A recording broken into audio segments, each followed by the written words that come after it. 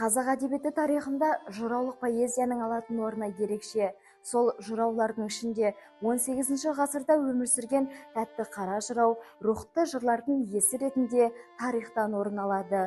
Ол батырлықты мадақтап, ұлт бірлігін ту еткен сөз зергері. Тәтті қара жырау шамамен 18 ғасырдың бірінші жартысында өмір сүрген Абылай ханның дәуіріндегі маңызды тұлғалардың бірі. Ол жабай бөгенбай батырлардың қалмаққа қарсы жорықтарына қатысып, олардың ерлік істерін мадақтаған. Толғауларында жауынгерлерді табандылыққа, төзімділікке үндеген.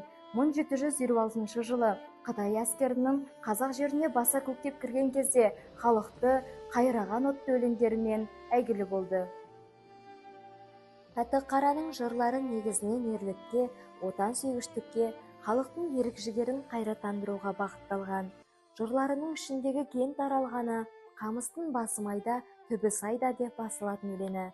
Бұл өлеңде ол қазақ батырларының ерен ерлігін, отан үшін жанын қиюға әзір екенін жырлайды. Өткір мінезді тәтті қара ел билеген ханның осал жақтарын сынап, батыр бектердің кемшілік тұстарын, беттерін айтып отырған.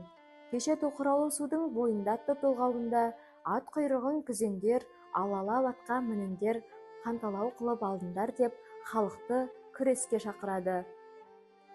Тәтті қара жырау сөзбен жауға найза салған, жыраулық дәстүрді жалғастырған тұлға. Ол тек қана поэзияда емес, елдің саяси әлеуметтік өмірінде де маңызды рөл атқарды. Оның жырлары ғасырлар өтсе де елдің рухын көтеріп, ұрпаққа үлгі болып келеді. Қазақ халқының тарихы мен мәдениетін танып білу үшін тәтті қара жырау секілді тұлғалардың мұрасын қадірлеу әр буынның парызы.